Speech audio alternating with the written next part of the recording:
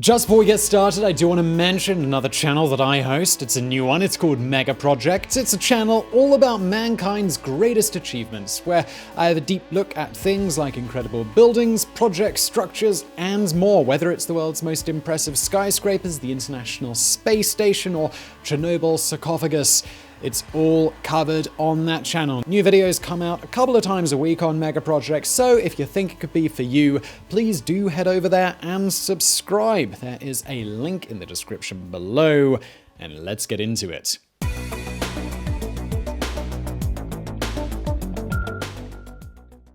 In 1298, a manuscript was published that took Western Europe by storm. Known today as the Travels of Marco Polo, it detailed the Venetians' adventures in Asia, from India to Japan to Sri Lanka. Impressive as those tales were, though, it was the figure at the heart of Book 2 who really set Europe alight. The wise ancient emperor who ruled a China so wealthy, so enlightened, that it seemed like heaven on earth. That great emperor's name was Kublai Khan, founder of the Yuan Dynasty and grandson of Genghis Khan. He would go down as one of the greatest rulers in ancient history.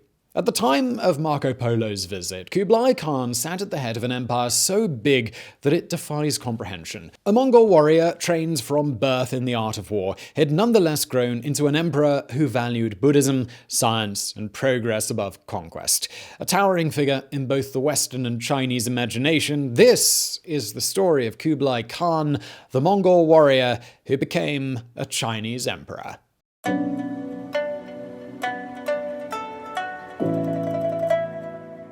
When you hear the name Kublai Khan, we're guessing you also hear the incredibly famous opening of Samuel Taylor Coleridge's poem, "In Xanadu did Kublai Khan a stately pleasure dome decree." Aside from being two of the most famous lines in English, they also perfectly sum up the Western vision of the emperor. A semi-mythical aesthete living a life of unparalleled elegance. Which means it can come as a shock to realize Kublai Khan wasn't born in a grand palace and didn't spend his life swanning about in silk pajamas. No. When Kublai first opened his eyes on September the 23rd, 1215, the sight that greeted him wasn't the rarefied air of the Chinese imperial court, but the mud and din and savagery of the Mongol Empire. Just 9 years earlier, Genghis Khan had united the rowdy, drunk nomadic herders of the Mongolian steppe into a rowdy, drunk army that was nevertheless one of the most effective fighting units on Earth. Although the empire's early days had been marked by forward-thinking policies like banning the kidnapping of women, that progressivism had quickly given way to conquest. In 1209, Genghis Khan invaded the neighboring Xia Kingdom, beginning the process that would lead to his descendants controlling the largest contiguous empire in history. By the time Kublai was born in 1215, Genghis had flattened the Xia, crushed the Jin Dynasty, and captured Zhongdu, the city that we'd now call Beijing. We mentioned this because Kublai wasn't just some random kid born to some random Mongol. Kublai's father was Tolui, the youngest son of Genghis Khan. Well, the youngest legitimate son. Given that 1 in 200 men today are direct descendants of Genghis Khan, we're guessing there were quite a few illegitimate younger sons out there. Now, this didn't mean Kublai grew up bouncing around on Genghis Khan's knee as he conquered the world. In fact, Kublai barely saw his grandpa or his father. Instead, he was mostly raised by his mother, the Christian princess Sorkhotani Beki. This meant a somewhat unusual upbringing by Mongol standards. For one thing, Sorkhotani was a ferociously intelligent woman and taught Kublai and his brother Mongki to read at a time when literacy came a distant second to being able to bring down an antelope. For another, she also made sure to expose her boys to Chinese culture and philosophy. The impression this made on Kublai was so great, it would eventually change the course of Asian history. Still, Kublai wasn't a pampered little prince. Before he was 10, he was a formidable horseman, hunter, and fighter, all things the Mongols needed if they were to keep on conquering. And conquering was, by now, what the Mongols were all about. When Kublai was just 5, the Central Asian Khwarezm Empire made the fatal mistake of insulting Genghis Khan. By the time Kublai was 10, that empire had fallen, leaving the Mongols in charge of an empire that stretched from the Sea of Japan to the Caspian Sea, a distance similar to that separating Memphis, Tennessee, sea from Honolulu. Little did young Kublai know, but that empire was about to fall into his family's hands. On August the 18th, 1227, Genghis Khan died of injuries sustained while falling off a horse. In the aftermath of the great Khan's death, control of the empire briefly passed to Kublai's father, Tolui. It was the family's first brush with immense power, and it certainly wouldn't be their last.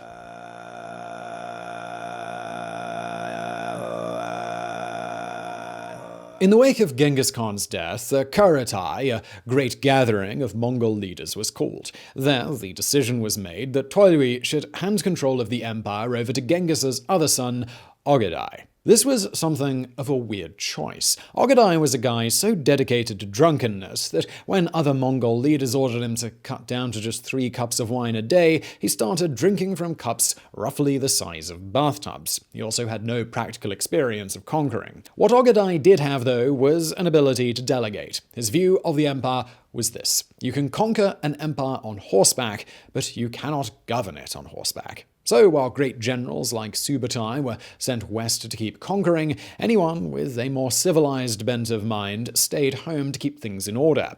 It was this philosophy that led to Kublai getting his first practical experience of ruling.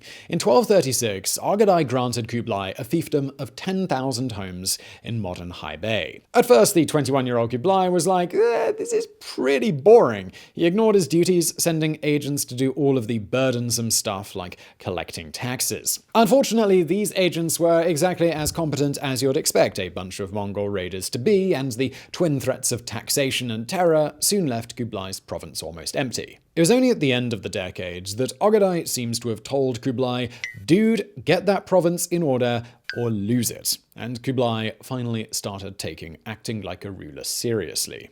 But while the role may have been forced upon him, there's no doubt that he excelled at it. With Kublai now on the scene, all those incompetent tax collectors were fired and replaced by experienced Chinese officials. At the same time, Kublai began consulting Chinese advisors more and more. Although they were just a part of his local court, a court that included Christians and Muslims as well, they soon edged the other voices out. It seems that Kublai just couldn't get over his childhood fascination with all things Chinese. For the other Mongols, this was shocking. Who would voluntarily exchange manly Mongol traditions like hunting and fighting for wussy Chinese ones like tea and reading? But Kublai wasn't about to be deterred. He became interested in Buddhism, began to appreciate Confucianism, including the revolutionary idea that the well-being of an empire's subjects was just as important as that of its rulers. Still, these interests seemed laughably irrelevant to other Mongols. The empire was currently pushing into Europe, the unconquered south of China forgotten about. What need would the Mongols have for pretentious Chinese guff now?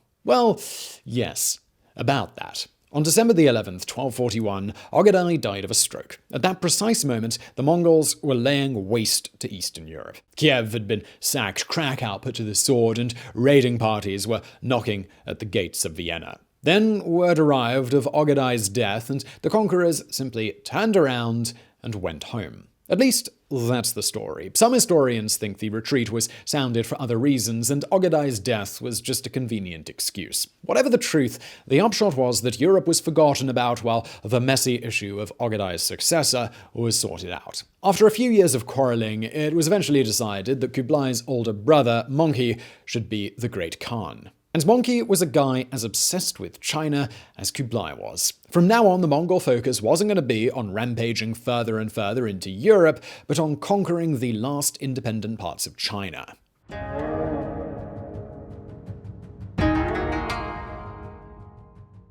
No sooner had Mongke been declared Great Khan than he gave Kublai 2 very important things. One was northern China. Yep, the Mongol Empire in 1251 was so vast that Mongke could basically gift half of China to his brother and say, hope you like it. The second was an order, one designed to test Kublai's mettle.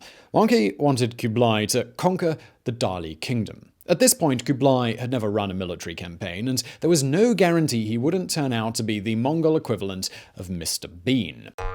It took Kublai a whole year to prepare to fight the Dali, a whole year in which he practiced tactics and read great Chinese thinkers on the arts of war. Finally, in 1253, Kublai saddled up, got his army together, and rode into the Dali Kingdom. The conquest took 3 years, but it wasn't 3 years marked by the usual Mongol atrocities. Kublai now firmly believed what his Chinese advisors had taught him about a ruler's codependence with the ruled. This meant not killing new subjects during conquest, but treating them with mercy. For the Mongols, this was seriously cuckoo stuff, like if a modern general suggested that his army tried replacing its bullets with Black Forest Gatto. But Kublai was serious. Terror was to be toned down, and pillaging, well, that was out. And so, a new era of Mongol warfare began. By 1256, the Dali Kingdom had fallen. Buoyed by his brother's success, Mongke began planning an invasion of southern China, where the Song Dynasty still held out. But such an undertaking required time. Time in which Kublai wasn't just going to park his thumb up his arse and wait for his brother to say go. So Kublai left Dali and returned north to embark on his most famous project of all. Xanadu is legendary in the English-speaking world. Although this is mostly due to Coleridge's poem, it deserves the hype. Kublai's new capital was designed on Chinese principles of feng shui, perfectly placed in relation to mountains and rivers between the agricultural lowlands and the Mongolian steppe. Great walls and towers enclosed a city of 200,000 people, all laid out on a classic Chinese square plan. At its heart sat a palace almost beyond imagination, a stately pleasure dome complete with its own hunting grounds. It was an expression of Kublai's love for Chinese style, but also of his power. Power that was growing by the minute. In 1258, Kublai invited leaders of both Buddhist thought and Taoism to Xanadu for a great religious debate. There, he listened to both sides before eventually declaring that Buddhism had won, making it northern China's official religion. It was a decision that would play a huge part in Buddhism's spread across East Asia. But as Kublai's stature grew, Mongke began taking notice. The same year as the religious debate, he sent agents to Xanadu, who began purging Kublai's Chinese advisors on trumped-up charges. For a moment, it looked like there could be a civil war between the brothers. But Mongke backed off at the last moment, realizing he needed his brother for the upcoming fight against the Song. They patched things up, and in 1259, they finally invaded southern China. Sadly, though, the civil war hadn't been stopped. It would now just take place between different siblings. On August the 11th, Mongke died while besieging a Song city. Immediately, 2 candidates for his successor presented themselves. Up in Mongolia proper, Kublai's younger brother, Arigboj, was at the head of a conservative faction displeased with Mongke's China War. Down in the south, there was Kublai, even now fighting the war his brother had so long dreamed of. There was only one way a Khan could ever be chosen between 2 siblings. They were going to have to fight.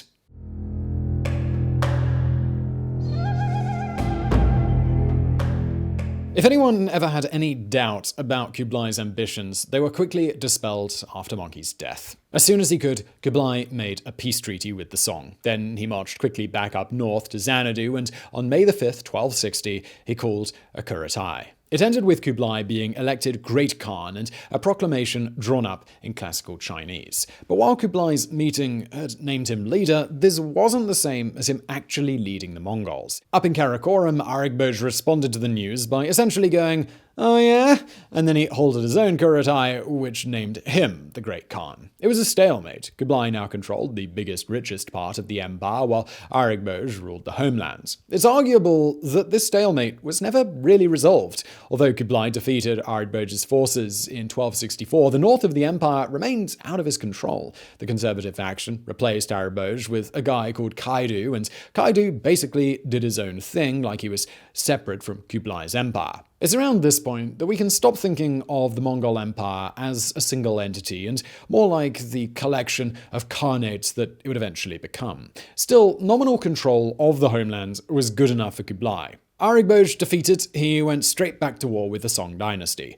And it was a hell of a fight. Although only in control of southern China, the Song could still call up an army of 1 million men. They had gunpowder, catapults, siege engines, a navy with the biggest ships in human history. It was a fight Kublai had no guarantee he would win. So, why did he bother? Well, the reason was simple. Kublai didn't want to make the Song submit. He wanted to reunify China. Prior to Kublai Khan, the last time China had been unified had been under the Tang Dynasty, who'd fallen 360 years before. To give you some idea of how ridiculously long ago that was, traveling back in time 360 years from today would land you in 1660. In 1660, Oliver Cromwell had only just died. New York was still New Amsterdam. Louis XIV was still on the French throne. Kublai's dream of reuniting China was like you meeting someone today who dreams of returning the 13 colonies to England. It was mad.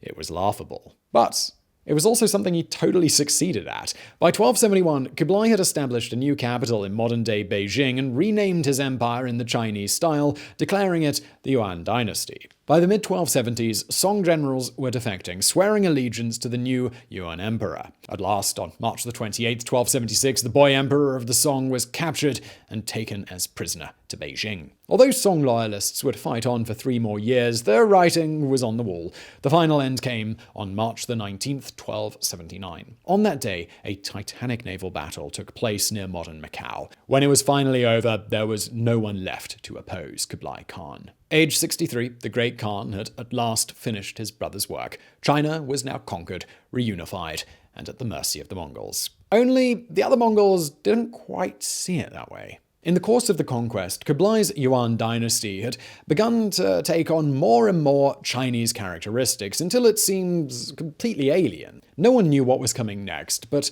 they may have agreed on one thing. Whatever form Yuan rule took, it certainly wasn't going to be Mongol in nature.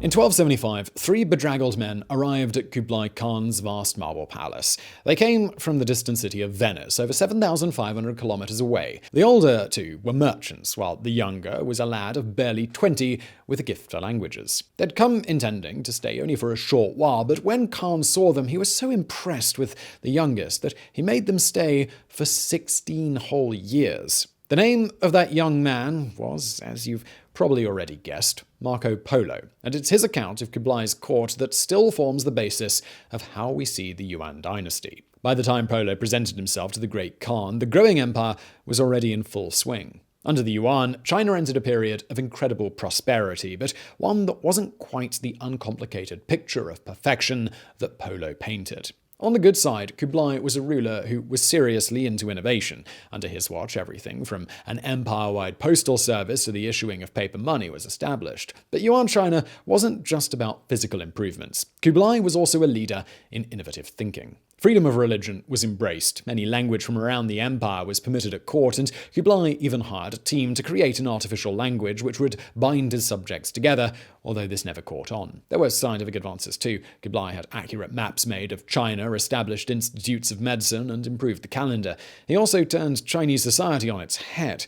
Under the Song, artisans and doctors had been discriminated against as useless idiots who spent their time doing stuff with their hands rather than refining their minds with Confucian poetry. But Kublai flipped that. He handed artisans enormous tax breaks, promoted doctors and astronomers. The result was an economic boom that dragged reunified China into the new era. But Kublai's outward successes masked some of his deeper failures. One was a state policy of racial discrimination. While Kublai played the part of the Chinese emperor, wearing traditional robes and allowing himself to be carried around by servants, the reality was that his China was deeply discriminatory towards Chinese. The Yuan had 4 social classes. At the top were Mongols, who held all of the key posts. Seconds were useful foreigners, like Marco Polo or the Khan's Muslim treasurers. Third were northern Chinese, who shouldered a heavy tax burden. And fourth were the southern Chinese, who were considered lower than vermin. The result was millions of Chinese crushed by taxes and treated like strangers in their own land. On a personal level too, Kublai wasn't quite the serene emperor of popular imagination. The Khan drank like a fish, ate like a pig, and screwed like a rabbit. The result was that he eventually transformed into a fat, gout-ridden, horny blob prone to outbursts of temper.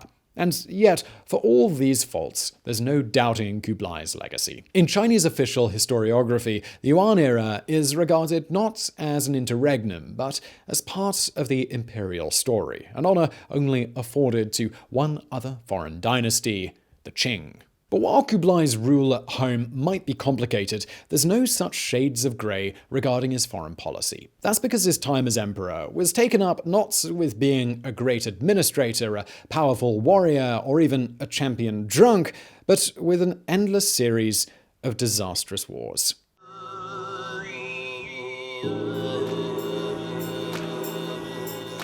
One of the most interesting things about Kublai is that there always seems to have been two people in his head fighting for control. One was Kublai, the Yuan emperor, who wanted nothing more than to follow his childhood obsession with all things Chinese and settle down as a wise ruler. The other was Kublai Khan, the Mongol warrior, who felt his life should be taken up with conquest. Sadly for Kublai's prosperity, in his later years, it was Kublai the warrior who won out.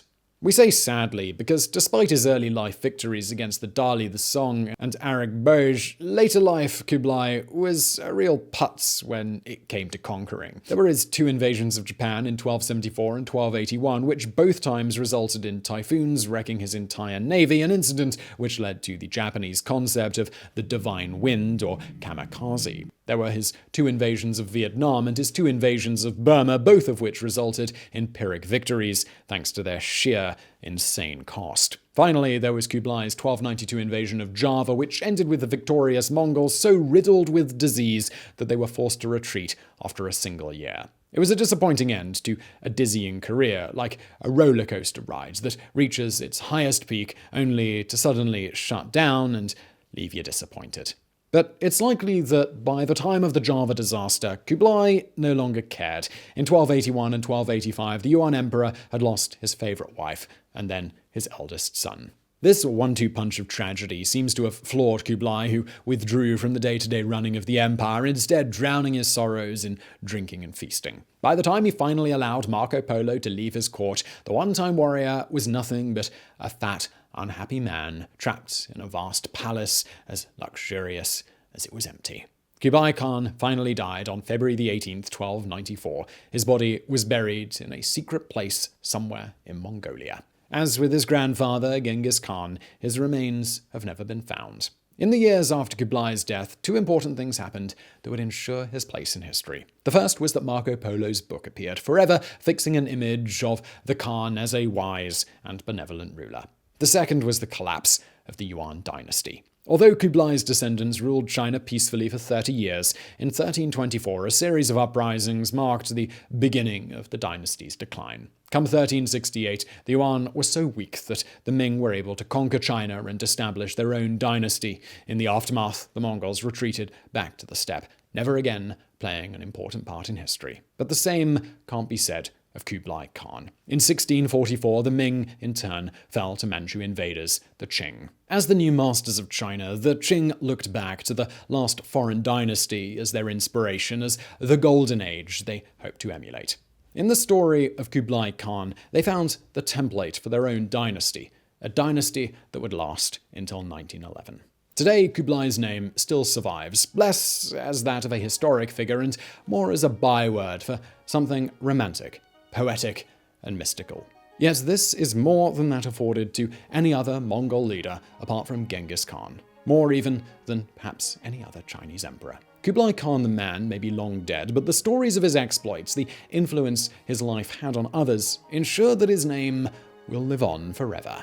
So I really hope you found that video interesting. If you did, please do hit that thumbs up button below. Don't forget to subscribe. If you like more from me, please do check out that channel I mentioned at the beginning, Mega Projects. I'm going to link to that below.